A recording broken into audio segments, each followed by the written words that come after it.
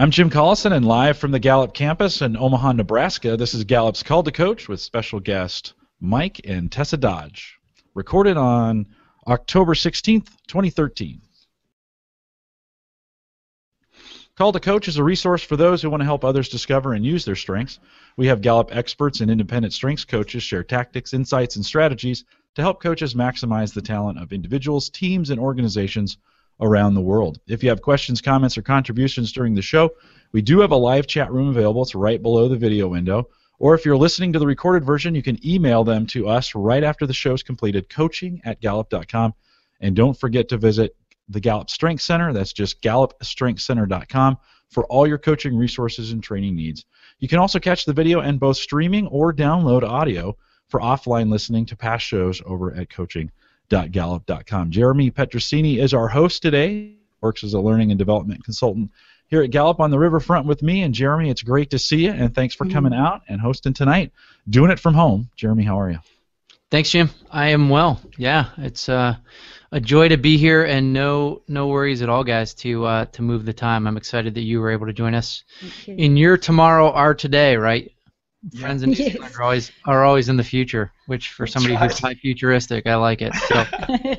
I can tell you about tomorrow if you like. Yeah. That's right. Yeah, it should be a great day, right? One of the exciting things for us at Gallup, and just kind of teeing this out as we talk about the opportunities tonight to hear from some of our friends and coaches who have become personal friends of mine, but also just great coaches to the work that they're doing over in the South Pacific, specifically New Zealand, 4.4 million people, and it's their vision to not just reach people there, but really people who have been there that they've impacted that are now all over the world. So it's exciting to have, again, a global audience. You will hear some laughter in the background, Tess. I think that was coming from your friends there. They're actually both joining us from two different cities. Tessa's in Wellington, where she's leading a 2-day kind of strengths training there, and Mike Dodge is joining us from Christchurch, where he's part of a leadership training as well for the next couple days. So we appreciate you guys taking some time out. One of the things that's real exciting for us at Gallup, and again, if you're new to these Call to Coach calls, part of our vision this last year has been to equip external coaches and to come alongside people like Mike and Tessa who have really felt this sense of call to coach. 0.4 million people now that have taken Strength Finder, but a common question if you meet friends or family member who have taken it, they may rattle off 2 or 3 of their top 5, but then there's kind of a so what or now what. And the beauty of coaches like the two of you guys and many other on the call today is it's your job to really come alongside people in business and life to really help them to untap that potential that Strength Finder points them to. And so it's been fun for us again to see 9.4 million people complete it. Our vision continues to be that we'd have over 1 million external coaches. And so Mike and Tessa were actually just here in the States a few weeks ago and got to be part of one of our training and then tour the country a little bit for their anniversary. But it's been fun for us to watch over 100,000 people complete strengths every day. So the need continues, or every 2 weeks. So the need continues to be there as we want to see a billion people impacted. But Mike and Tess, I want to let you guys just quickly introduce yourselves and talk a little bit. One of the unique things you guys have done is started an organization back in 2006 that's called the Strengths Network South Pacific, and you're based there in New Zealand. But again, as I mentioned, really a passion for touching people not just throughout that region but throughout the world. And one of the things you guys have done really well that I think is unique is not just begun to coach individuals, but as your network has continued to grow, to really coach coaches. So I'd love for both of you to have the opportunity just to share quickly what was your journey to feeling called to coach? Shall I start? That would be great. Awesome. So I actually came across this from heard from another strengths evangelist, Ewan McManus. I went to a conference he was speaking at. I actually went to recruit somebody, and so I wasn't even going to hear Ewan. But they said, come and hear him, and he's talking about strengths. And I got really passionate just listening to him. Convinced one of my friends that had bought 2 books, he'd already done the online test, to lend me his book that he'd purchased for his wife. And I did the test that night in a cafe with a group of other youth workers on my cell phone. I looked at the test, as you do. I looked at the results of this test and thought, this is fantastic. And I was due for a study break within a couple of months, and so within 2 months of doing that online test, we were in the States doing some coach training, learning to become strengths coaches. Tessa didn't like the strengths whole tool at the beginning, but I'll let her tell that part of it. But I instantly, looking at my results and how accurate it was, could already see the application going into the youth organisations I coach and the people that they report to. There's so many misunderstandings about why can't you work like I do. And I was thinking this strength is going to give us a language to help people, the misunderstandings, and to draw the best out in people. And I never had any idea. I thought it was going to be good. I never realised how brilliant it was going to be in our context. When was that, Mike? Yeah. When? It was about 7 or 8 years ago. Okay. Yeah. Great. Yeah. Yeah. And how about you, Tess? Yeah. Tell a little bit of your story too. Yes, well, Michael came home from that conference after listening to Erwin, and he was with another friend of ours, and they came home so excited and speaking in this funny language that I had no idea what the words meant or what they were talking about. I'm high individualization, so it felt to me like they were labeling themselves and other people, and so my first reaction to it was one of total cynicism. I wanted actually nothing to do with it. But when Michael came home and said a couple of days later, guess what, I'm off to the States to learn about StrengthsFinder, I was like, guess what, I'm suddenly interested. I have to admit that it wasn't to do with StrengthsFinder that I was interested. It was because I wanted a trip to the US.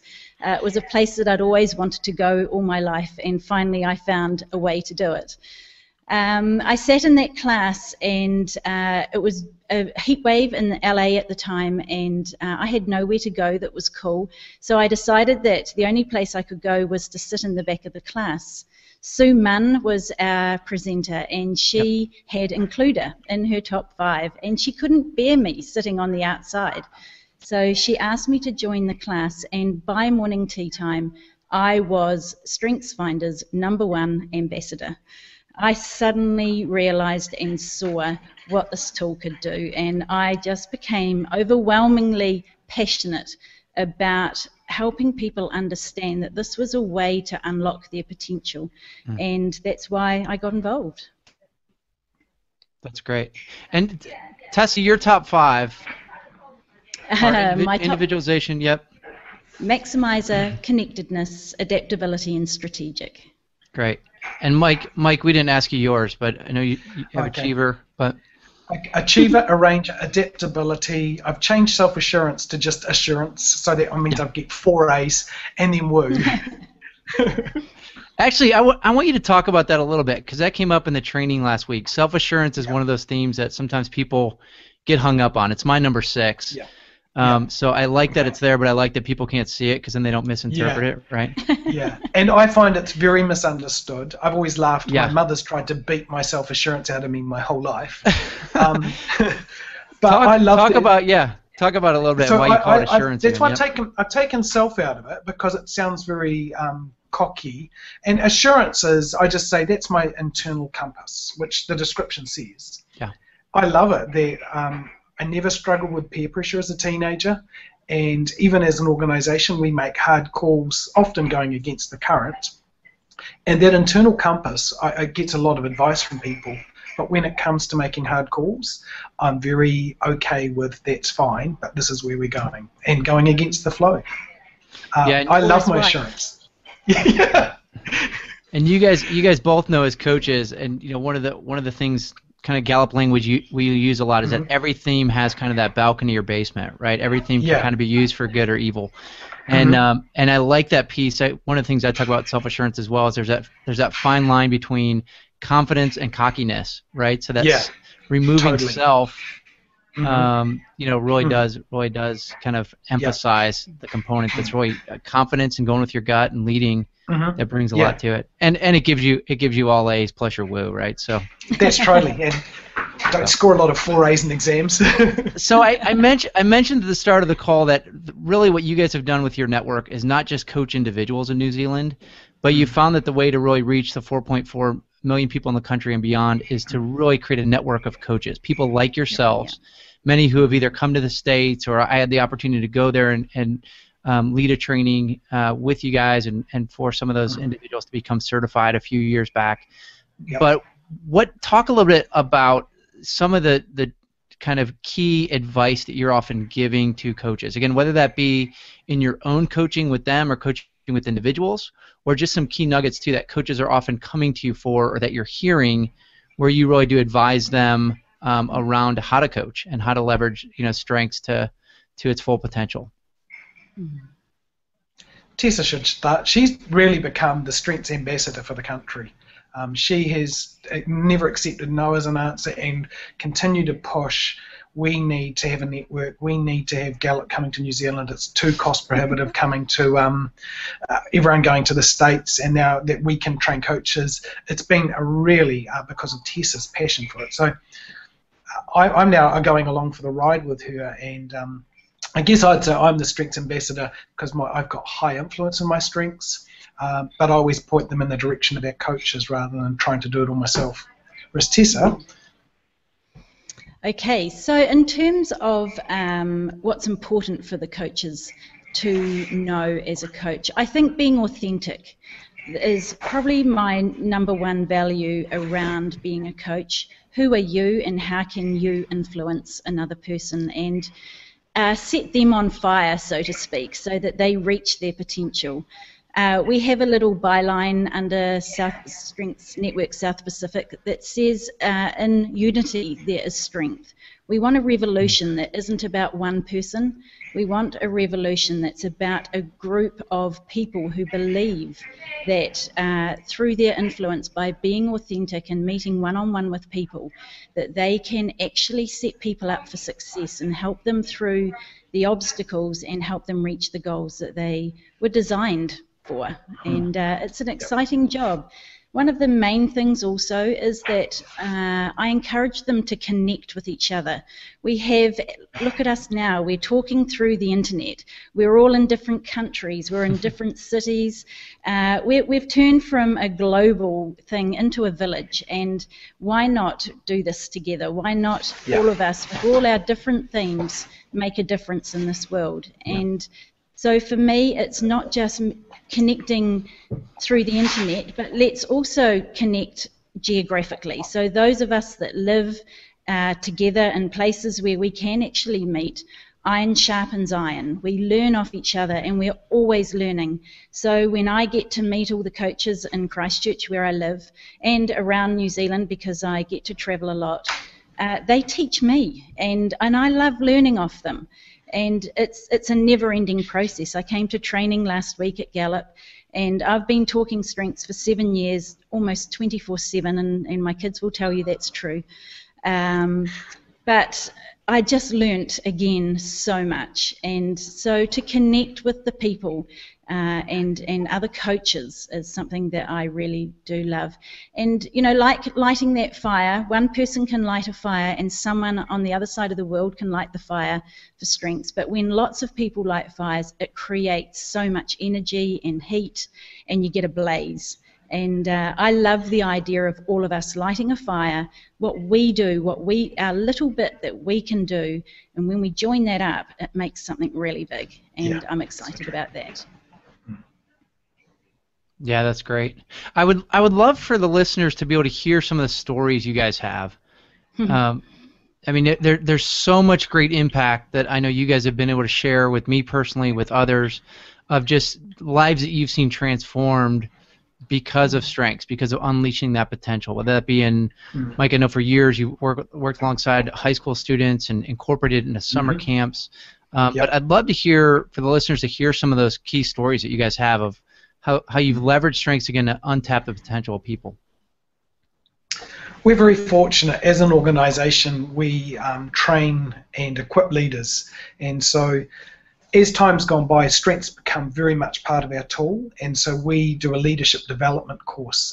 It's a full long week live-in at a conference centre, and we get all of the coaches in our area to come up to camp, and we coach every individual. I think the last time we had 120 high schoolers, all in their last years of school and in leadership roles.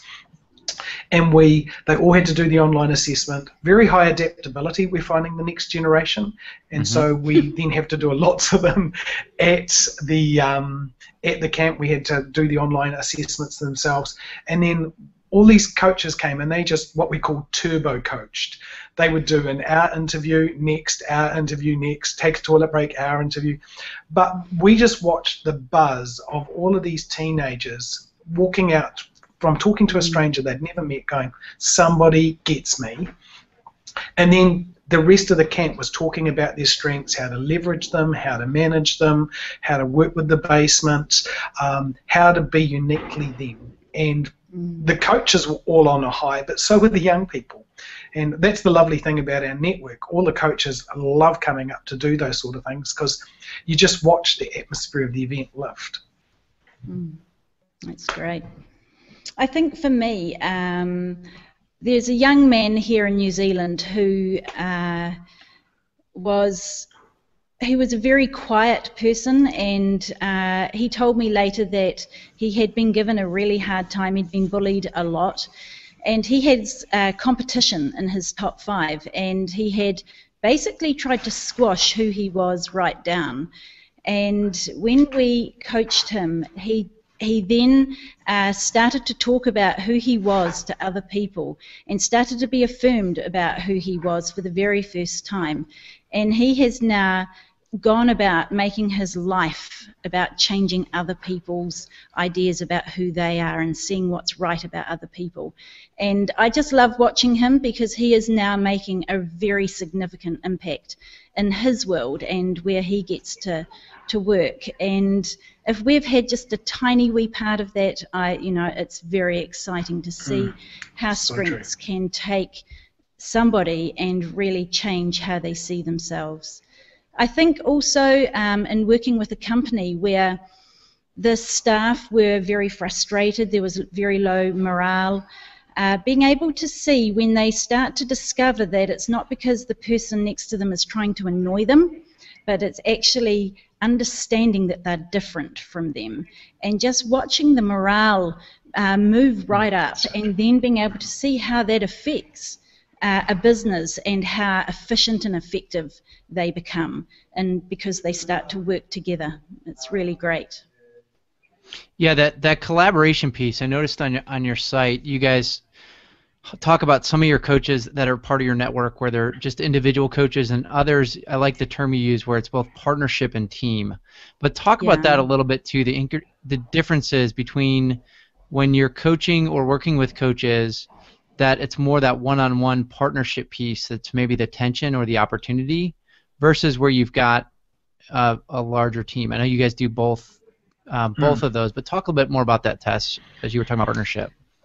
Okay, I hope I understand the question correctly, so stop me if I'm taking it down the wrong path. But first of all, when a team of people ask us to coach them, we immediately suggest that they have everybody meet with someone one-on-one.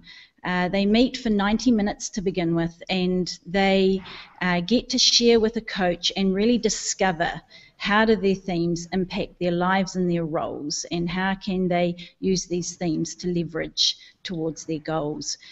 From that point, sometimes we'll have a partnership session where we will meet with them and their manager, or sometimes it's a husband and wife where we get to get them in the room together and talk about what does this look like when you're working in a partnership. I think that marriage is one of the best examples of a team, in fact, and I know that for Michael and I it made a huge difference to our marriage, being able to use strengths as a language. So I love being able to talk partnerships with people. But then we also do meet with all these individuals as a team. If they're working closely together, even if they're a group who have a common goal, it's still a great way to help them unpack what each person does best on the team, and then get that and give them exercises to do and opportunities to really discover what is right with each other, and use that to leverage towards their common goal, which of course is what it's all about. And often after those team sessions, they start to realise, as they've heard other people and their strengths going, you've been sitting in the same office this whole time, and I could actually borrow your strength. Or I'm sitting here and I'm watching you struggling, and would you like to borrow my strength? And it's so obvious once they've actually had these conversations that it just empowers them. And so often it becomes the third wave of, once they've done a team session, of more partnership coaching, but it then becomes part of their what's the word I'm looking for, part of their DNA as an organisation, that we ask each other for help rather than feeling I've got to do it all myself. You've got strengths that are going to be far more helpful in this situation. Yeah. Let me ask you guys this too, because I know you both mentioned in equipping others, but early on too in your own stories, your own journeys, there's obviously this sense for you personally that you're both very committed to ongoing development, right? It's not we've graduated these people from a training we did or Gallup did, and now they're off on their own, but there's ongoing development. Even you keep mentioning, obviously, you came to the States back in 2006 for that first training. You know, both of you came along. Tess, you just wanted air conditioning, and it turned into a whole new passion for your life. But talk a little bit more about that, because obviously we as Gallup's even revamped training. You guys have come back out for this new certification. But talk about the important element of ongoing development for coaches that are listening in today. Yes, I think that part of authenticity is to walk the talk. So if we are coaching people, then I think it's imperative. I can't imagine that you wouldn't be coached yourself on a regular basis and be willing to partake in having someone help you develop and grow as a person. We are a never-ending work in progress, and in terms of the character piece, that growing our talent into strength, it's just something that we never get perfect every day. So we need to talk to someone and help us really learn how to maximize who we are, and I think that coaching piece is really important. I think also, as part of growth and development, is to ask ourselves, what do we like to be with, and have we made room for the other people around us, and how do we do that on a daily basis? And so having someone to talk to about those things really sharpens our credibility, and whether or not we are actually going to be a testimony of strengths, as opposed to being the opposite, where we become the problem child of strengths. And coming to training, I love it if coaches say to me, can I come and sit in again? Can I audit the training? Can I come back and learn and relearn the things that we talked about? Because I know before I even started training, I sat under, I think, 7 top 5 training sessions, and there wasn't one that I didn't learn a lot from. You just keep layer after layer learning more and more, and it's not just learning about yourselves, it's about learning about other people and how to really help and create openings for people to learn how to get to where they want to go. So I was delighted when it was agreed on that I could come to Gallup last week and continue my learning as a person. I don't get to sit under that training anymore, being in New Zealand, so for me to come to the States was a really important part of my own development, and I do recommend it highly.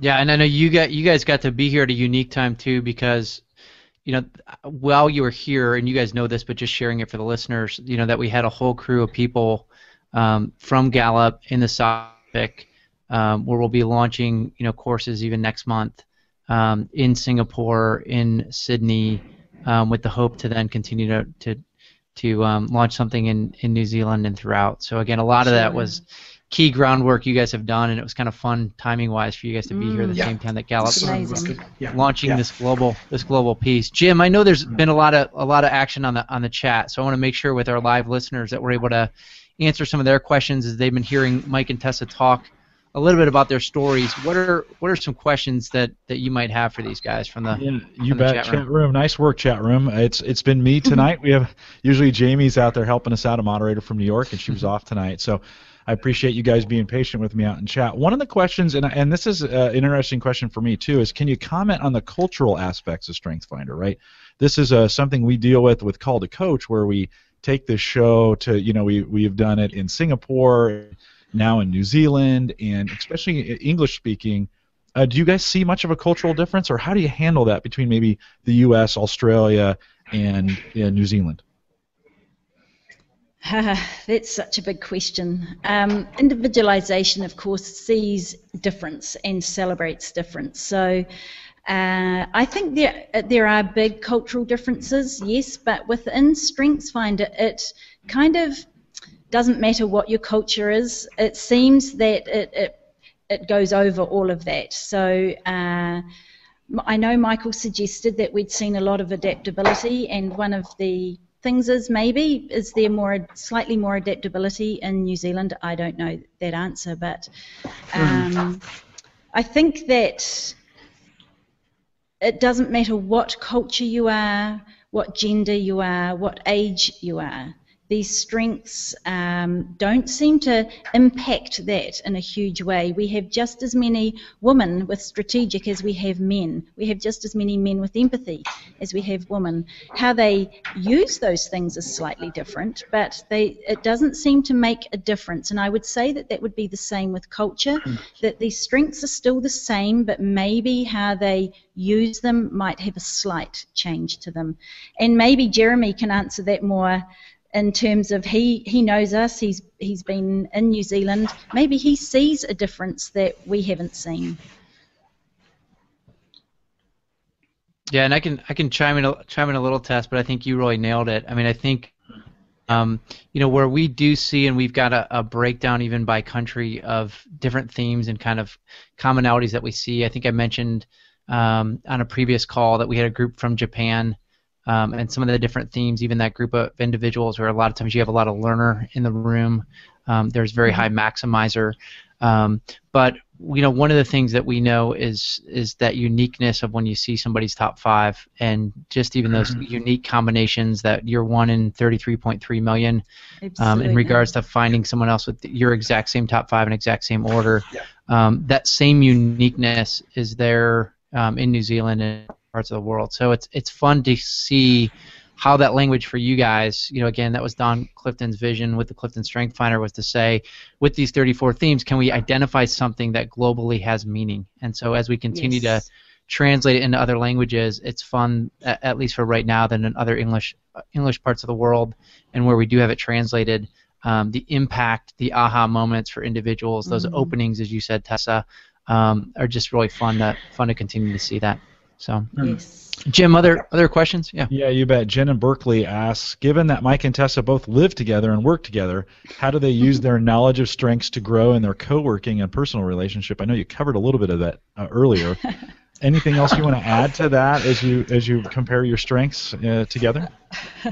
Who's going to answer that one? That's right. Live marriage counseling broadcast. Live marriage. You heard it on here. Well, let me start, I think. I went into marriage feeling very confident, and really within the first year I had lost all my confidence. And what happened to me was that I saw a man that seemed to just be so amazing, and in comparison I felt the exact opposite. And so I then endeavoured to try and be more like Michael. And of course that was extremely unsuccessful. Tessa trying to be a woo does not look good, it just looks silly. And so I really started to doubt who I was as a person and whether there was actually much worth involved. As you can imagine, that really impacts marriage. That really impacts how one would relate to another person as well as to their outside world. 18 years into marriage, we actually separated, and a lot of that was due to the fact that I had really struggled to find who I really was and if that was okay. When we were able to sort that out, and things got back together, and it was great.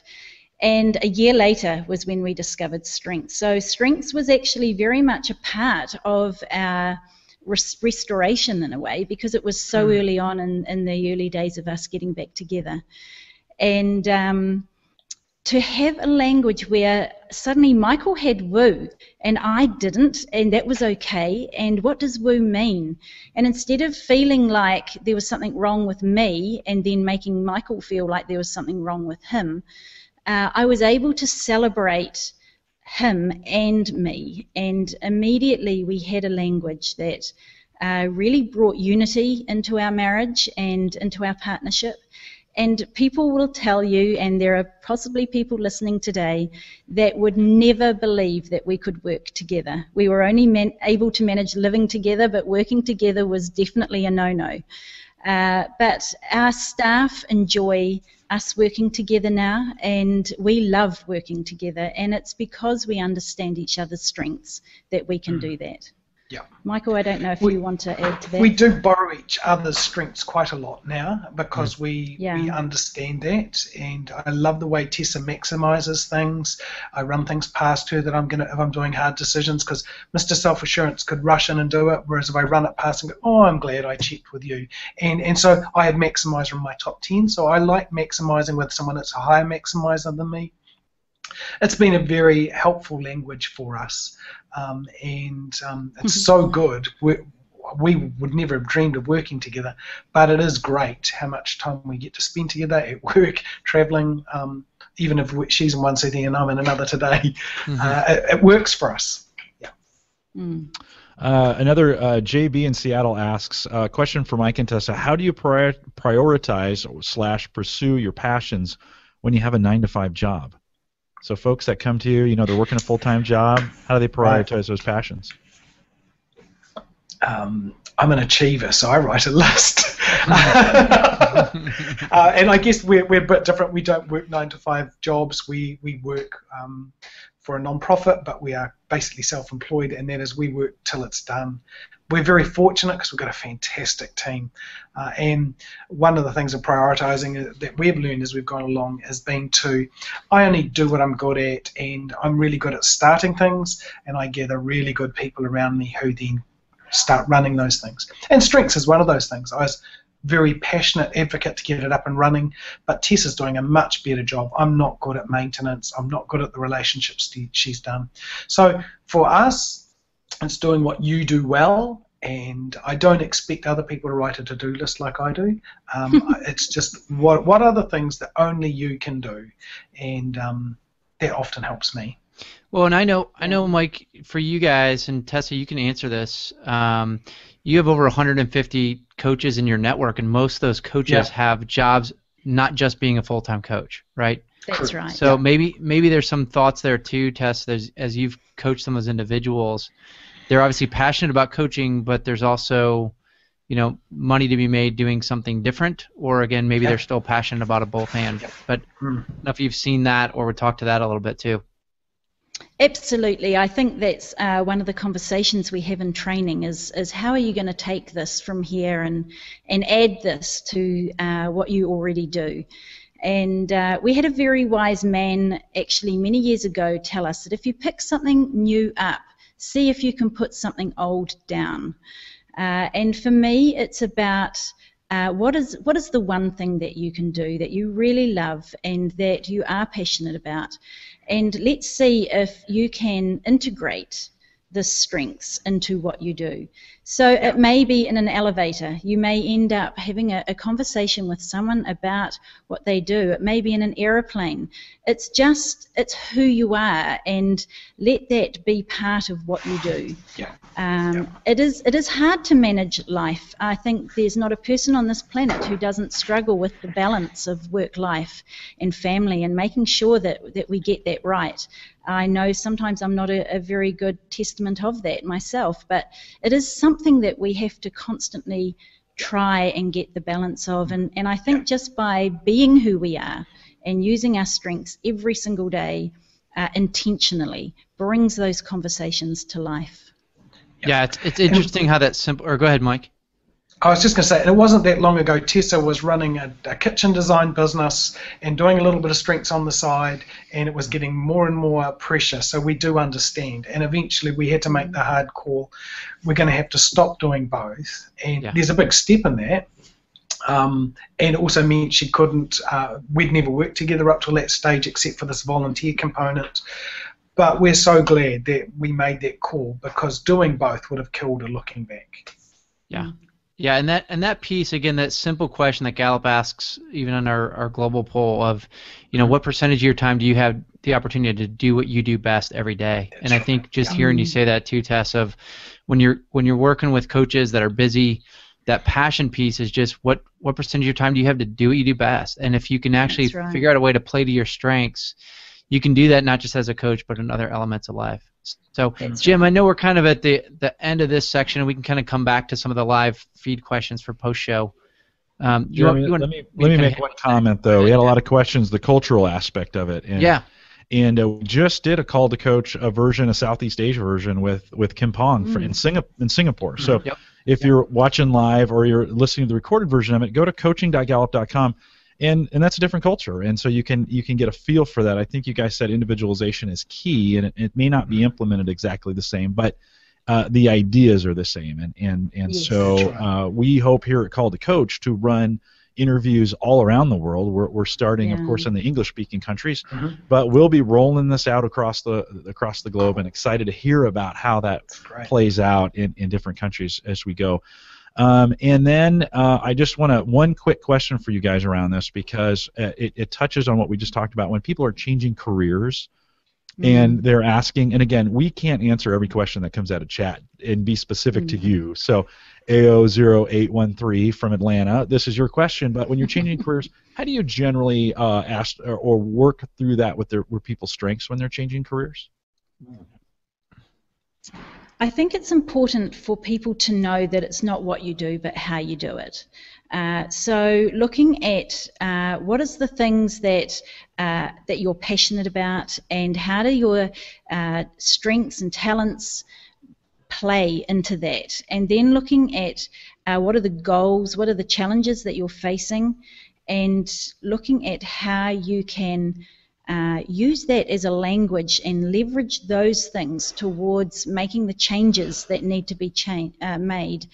So in terms of careers and goals, I think you have to be a little bit careful, because it is not prescriptive in terms of that this theme equals this role. And I think some people might accidentally fall into that trap a little bit, but it's not what you do, it's how you do it. And are you passionate about what you do? And is it the one thing that you do best? And can you put your whole heart into it? And that's where you start to see people come alive, their eyes light up, and then they can make the changes to line who they are with what they do, so that their being equals their doing. Yeah, very good. Jeremy, you want to add anything to that as we kind of come in for a landing? I'll remind folks to stay around for the post-show, but anything else, Jeremy? No, I think that was perfectly said, Tess. All right, very good. Well, we'll use that to wrap up the live portion of the show, and if you're listening to the recorded version, we do a little bit of post-show, and so as an incentive to come out and listen to us live, you only get the post-show if you stay around for the live show. So come out and join us live. You can always do that over at coaching.gallup.com. And we always post when we're going to be live and available, and there's information out there about when the next show is coming up. So if you're listening to the recorded version, make sure you get on the list and join us live. And we'll remind everyone to take full advantage of the resources we have available at the Gallup Strengths Center. Real easy, gallupstrengthscenter.com, all one word. Send us your questions or comments at coaching@gallup.com. You can also catch the recorded audio and video of this show and all the past ones, like I've said before, over at coaching.gallup.com. We're also looking for guest bloggers if you are interested in doing that. If you're a coach and you're interested in doing a blog for us, you don't have to be a great writer. We'll even pair you with a writer and an editor for you. Send us an email, coaching@gallup.com, and we'll put you on the list to try and get you in. We want to thank you guys, Mike and Tess, for coming out and being a part of the show today. I appreciate all the patience in getting all the technology to work. You guys did a great job. Appreciate you coming out. Jeremy, can you give us an idea of what's coming up next?